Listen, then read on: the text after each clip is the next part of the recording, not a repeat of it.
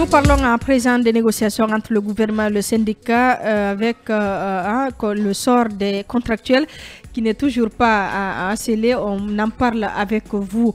Oui, les négociations sont renvoyées au 24 août. Et oui, les négociations sont renvoyées donc au 24 août pour voir dans quelle mesure les positions peuvent se rapprocher. On est encore sur les préalables. Hein? Évidemment, bien sûr. Il y a notamment beaucoup de préalables qui ont été en tout cas évacués dans les négociations tripartites entre le gouvernement, le mouvement syndical mais aussi le patronat. Vous savez, généralement, les négociations en ce qui concerne les revendications sociales se tournent entre ces trois acteurs. Donc, le point nodal aujourd'hui sur lequel les négociations achoppent, c'est par rapport au cas spécifique des enseignants contractuels. Et vous le savez, aujourd'hui, cette question préoccupe les acteurs de l'éducation, puisqu'aujourd'hui, on ne peut pas quand même jeter en pâture ces enseignants contractuels. Il faut quand même comprendre que ce sont des acteurs qui ont joué leur partition dans la formation des apprenants, des élèves, lorsque le torchon brûlait entre le président Alpha Condé et le SLEG à l'époque. Effectivement, donc, nous allons revenir tout à l'heure à vous. Pour l'heure, nous partons retrouver Michel Pépé Balamou, secrétaire général du SNE, qui participe à ces négociations. Monsieur Balamou, bonjour. Bonjour Aïssata, bonjour à tes co-animateurs et à vos millions d'auditeurs. Bienvenue, Harissatou, allez-y Lincoln. Alors, bien avant d'entamer le statut de ces contractuels, vous avez été l'un des rares syndicalistes à vous engager auprès de l'État pour pouvoir payer leur arriéré de primes. Où en sommes-nous par rapport à ça et à votre engagement? Est-ce que vous êtes déçu du gouvernement qui vous a rassuré que tout allait payer et vous-même vous avez rassuré que tout allait être payé? Bien, Lincoln, la déception elle est très grande au point que nous n'avons plus quoi dire aux enseignants contractuels par rapport au paiement des arriérés des primes et des salaires d'ailleurs, j'allais dire, puisque sur 9 mois, le gouvernement n'a payé que 3 mois. Et il reste aujourd'hui 6 mois, sans oublier également les 3 mois de vacances, y compris aussi les primes d'incitation, puisque sur les contrats de travail, le gouvernement s'était engagé à payer les primes d'incitation aux contractuels qui s'élevaient de 600 000 francs pour les capitales régionales, 750 000 francs pour les préfectures et 1 million pour les sous-préfectures et 1 300 000 pour les districts et villages. Donc ça fait pratiquement 9 mois que ces primes d'incitation n'ont pas été payées et 6 mois aussi d'enseignement intense n'ont pas aussi été payés. Donc au jour d'aujourd'hui, l'ANAFI, qui est l'Agence nationale de financement des collectivités locales qui avait charge de gérer ce processus à travers les collectivités décentralisées du MATD, est aujourd'hui en cours d'argument et aussi en manque de volonté et de mauvaise foi quant à le règlement de ces arriérés par rapport aux conditions. Justement, comment comprendre cette situation, M. Balamou? Comment comprendre cette situation? C'est une irresponsabilité du gouvernement et une mauvaise foi. Il vous souviendra qu'on a dépensé 3 milliards de dollars américains dans la construction de Caleta et des Swapiti. On a dépensé 5 000 milliards dans la construction des ponts et des routes. Nous pensons que c'est de très bonnes choses. Nous félicitons le gouvernement dans ce sens-là. On a distribué plus de 61 millions 500 francs guinéens aux lauréats. C'est très bien pour vraiment favoriser le mérite. Nous sommes pour ça. Mais 61 millions, ça faisait le salaire de 61 contractuels. Donc, si vous imaginez 40 lauréats ou 30 lauréats, déjà, ça pouvait payer combien de contractuels? Donc, nous ne sommes pas contre ces mesures incitatives pour encourager le mérite, mais aussi, il faudrait savoir que ceux qui ont formé ces lauréats-là, ceux qui peuvent être former des ingénieurs, des experts qui peuvent construire des routes et des ponts demain, pour construire des grands barrages, des centrales, uniquement que des cadres locaux, ce sont les enseignants. Si donc, on est capable de distribuer ces milliards par-ci, par-là, et être incapable de trouver 240 milliards de francs guinéens par an pour 12 mois pour payer 18 941 enseignants contractuels communaux, je pense que... Oui, mais est-ce qu'il ne fallait pas conditionner ces négociations par le règlement, M. Balamou, est-ce qu'il ne fallait pas conditionner ces négociations par le règlement de ces primes et salaires de ces enseignants contractuels? Surtout, on a fait de vous un menteur parce que vous êtes l'un des rares syndicalistes à vous engager près des enseignants pour régler ça. Comment continuer les négociations pendant que tout cela est laissé de côté? Je vais commencer par la dernière. Nous ne sommes pas pris pour un menteur. Vous savez, le syndicat ne paye pas, n'engage pas, ne recrute pas. Le syndicat est une force d'alerte, d'interpellation et de proposition qui fait des plaidoyers. Le syndicaliste est un diplomate au service des travailleurs qui a la main tendue et le sac ouvert. Et chaque fois que l'on paye, le syndicaliste prend ça et capitalise et continue la lutte. C'est ce que nous avons fait en syndicaliste professionnel. Nous avons voulu montrer la bonne volonté au gouvernement qui n'est pas un adversaire ni un ennemi, mais un partenaire avec qui nous avons l'obligation de travailler et de collaborer. Mais au jour d'aujourd'hui, nous avons compris que ce gouvernement est de mauvaise foi. Et de l'autre côté, par rapport aux négociations qui sont en cours, vous savez, nous sommes d'abord sur les préalables. Les préalables, ce sont des points signés dans le protocole d'accord en date du 7 avril 2022 qui n'ont pas été respectés par la partie gouvernementale. Et parmi ces points-là figure en grande partie l'engagement des contracteurs à la fonction publique.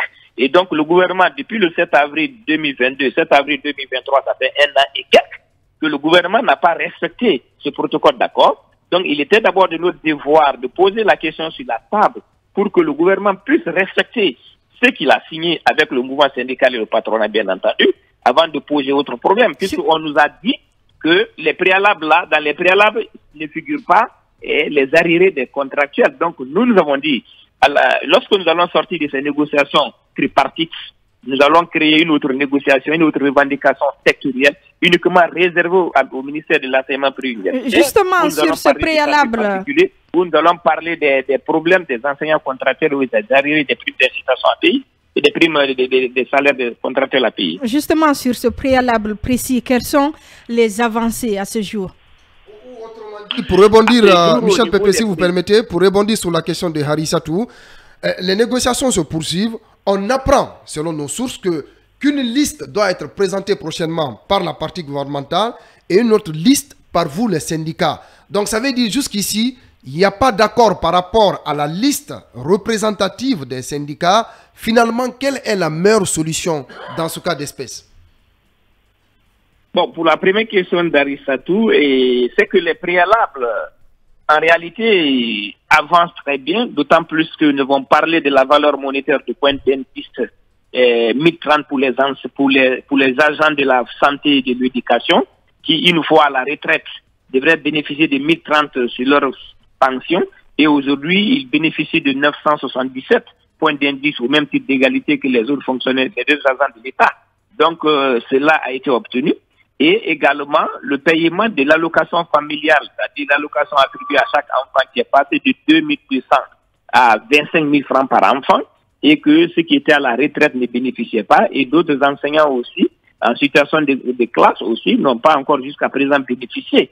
Il y a le régime contributif sur la protection sociale que nous sommes en train de voir par rapport aux risques de maladies professionnelles, les risques de métiers et les accidents de travail auxquels les fonctionnaires sont confrontés, et pour mettre en place un régime contributif pour que les enseignants et tous les fonctionnaires puissent être pris en charge lorsqu'ils vont tomber malades et pour des évacuations sanitaires. Et ces points ont été vraiment évacués par le gouvernement, le mouvement syndical et le patronat. Mais le point d'achoppement, c'est justement au niveau du dossier des contractuels. Que veut le gouvernement sur ce processus? Qu'est-ce qu'il souhaite? Oui, le gouvernement, et comme vous le savez, au regard de la loi L027 en date du 7 juin 2019, indique clairement que pour accéder à la fonction publique, il faut accéder par voie de concours. Et nous avons fait comprendre au gouvernement qu'aujourd'hui, le besoin d'enseignants en termes de recrutement peut s'élever jusqu'à 30 000. Parce qu'on avait un besoin de 20 000 enseignants en 2020. On a fait admettre 8 000 enseignants titulaires à faire valoir leur droit à la retraite sans recruter un seul enseignant. Le ministre Yombouno a dit sur tous les médias ici qu'il a fait une économie réalisée sur le salaire effectif de 32 milliards de francs guinéens. Mais jusqu'à présent, il n'a recruté aucun fonctionnaire, à plus forte raison, aucun enseignant. Et à la fin de cette année, au soir du 31 décembre 2023, il y a aussi des enseignants qui vont aller à la retraite. Donc, le paradoxe est qu'on met les gens à la retraite, mais on ne recrute pas. Et donc, aujourd'hui, on peut engager tous les 18 941 contractuels sans que le besoin ne soit vraiment évacué. Et pourtant, en matière d'économie, on dit que lorsque l'offre est inférieure, l'offre est supérieure à la demande, je pense qu'il n'y a pas de concours à organiser. Sauf qu'ils ne veulent pas passer le concours. Hein. Non, ils ne veulent pas passer. C'est pas parce qu'ils ne veulent pas passer le concours. Les anciens contractuels sont fin prêts pour passer le concours. Mais vous vous souviendrez qu'on a aujourd'hui plus de 7000 enseignants non formels qui ne peuvent même pas enseigner au préscolaire, à la maternelle, alors qu'ils ont eu leur concours d'accès à la fonction publique pour l'éducation qui sont là. N'oubliez pas que de 2011 à 2018, on a recruté 25 000 enseignants pour la fonction publique. Et en 2019, on a eu un besoin de 19 492. Donc, l'éducation est devenue la porte d'entrée de la fonction publique. Il faut inverser la tendance. Et comme le disait Albert Einstein, la folie, c'est refaire les mêmes choses et s'attendre à des résultats différents. Nous devons penser que la meilleure façon de connaître la qualité d'un enseignant, c'est en pratique de classe. Le meilleur juge de l'enseignant, c'est l'élève. Donc, on ne pense pas qu'un concours théorique portant sur une leçon qu'un candidat a mémorisé et par coup de chance, on donne ça et il a admis et qui ne maîtrise pas les compétences didactiques, pédagogiques et académiques, il devient un très mauvais enseignant. Celui qu'on a déjà utilisé pendant 5 ans et qui a enseigné, il est très facile d'aller le trouver en classe, l'inspecter, passer à l'évaluation diagnostique pour voir ses carences, l'évaluation formative pour voir comment il faut le former et l'évaluation sommative pour pouvoir trouver quelque chose. Et à cela, on peut trouver 3 types de catégories d'enseignants. On peut voir les tiers forts, on les engage directement à la fonction publique. Les tiers moyens, on renforce leur capacité soit en compétences didactiques, pédagogiques ou académiques. Et les tiers faibles, on les libère complètement. Nous pensons qu'en passant par cette voie, nous pouvons donner à l'école guinéenne des enseignants, non seulement en quantité, mais aussi en qualité. Mais les concours, c'est juste une comédie pour amuser les galeries, pour procéder au clientélisme, parce que le service examen de la fonction publique sert de ça pour décaisser des milliards, pour pouvoir engager des fonds qui tombent dans les poches. Et le concours de l'environnement qui a été fait depuis l'origine d'Alpha Condé n'a pas encore le résultat. Et jusqu'à date là, si on fait encore le concours pour les contrats, il faut s'attendre 1 an, 2 ans pour voir les résultats. Donc nous ne sommes pas des enfants de dernière pluie, c'est nous qui les avons formés. S'ils sont à ces postes aussi, ils sont passés à l'école. Donc il faudrait qu'ils nous respectent, qu'ils respectent l'éducation, qu'ils fassent de l'éducation une priorité, qu'ils fassent de la situation enseignante une priorité, la priorité des priorités, qu'ils investissent dans l'enseignant. Tout ce qu'on est en train de faire aujourd'hui, c'est des solutions de vernissage. Tant qu'on n'investit pas dans l'enseignant, tant qu'on ne trouve pas des statuts particuliers, la politique holistique de la profession enseignante, tant que l'enseignant n'est pas mis à l'abri de besoins, on construira 1000 salles de classe, on fera 1000 ceci, cela, semaine nationale des mérites scolaires ou quoi, ça ne marchera pas. Il vous souviendra que les premiers enseignants nous enseignaient dans les écoles à Hamou, à Cabane. Les grands intellectuels africains sont sortis dans les écoles de Cabane. Mais ils avaient des enseignants motivés, mis à l'abri du besoin, qui avaient la passion du métier. Tant qu'on ne pense pas à mettre l'enseignant en ce 21e siècle, avec un loyer qui coûte 2 millions, avec des scolarités des enfants, problèmes de santé, alors qu'on a un salaire salaire insignifiant, difficilement acquis et lance-roquette, nous n'allons jamais qualifier le système éducatif parce que l'artisan principal, c'est l'enseignant. Très rapidement, on va laisser partir. Très rapidement, M. Michel, est-ce que vous arrivez souvent à discuter avec le ministre Guillaume Aroui? Parce que je ne comprends pas avec tout ce qu'il organise, le panthéon des élèves guinéens. Et quand on vous écoute, j'ai l'impression qu'on n'est pas en Guinée. Quelle est la politique alors? Ce n'est plus Hawing qui paye les enseignants. Attention, les contractuels en tout cas, pas les contractuels. Mais quand il y a un problème, ça va chauffer chez Hawing. Ça ne va pas chauffer chez Morikonde, c'est chez Hawing. Pour finir, très rapidement. La responsabilité du ministre en 10 secondes. Écoutez, j'ai encore une fois dit que nous ne sommes pas contre ces mesures incitatives visant à promouvoir l'excellence, mais nous pensons que le ministre Hawing doit nous rencontrer pour qu'on discute des véritables problèmes de l'éducation. Nous lui remercions et félicitons pour tout ce qu'il fait, et même les anciens ministres aussi, tout ce qu'ils ont fait, mais nous pensons qu'aujourd'hui, il faut qu'on s'asseye, et je pense qu'à quelques mois, à 1 mois et demi de l'ouverture des classes, on n'aura pas un fleuve tranquille dans les écoles cette année, tant qu'on n'aura pas un statut particulier digne de nom, tant qu'on n'aura pas une politique holistique de la profession enseignante, tant qu'on n'aura pas l'intégration à la fonction publique de tous les enseignants contractuels sans concours, et ça, ce sont des impératifs catégoriques non négociables. Et gouverner, c'est prévoir, c'est anticiper. Et je pense que le ministre Hawing doit prendre son bâton de président comme sa camarade enseignement supérieur l'a fait, le docteur Diaka Sidibé, pour signer un protocole d'accord avec son syndicat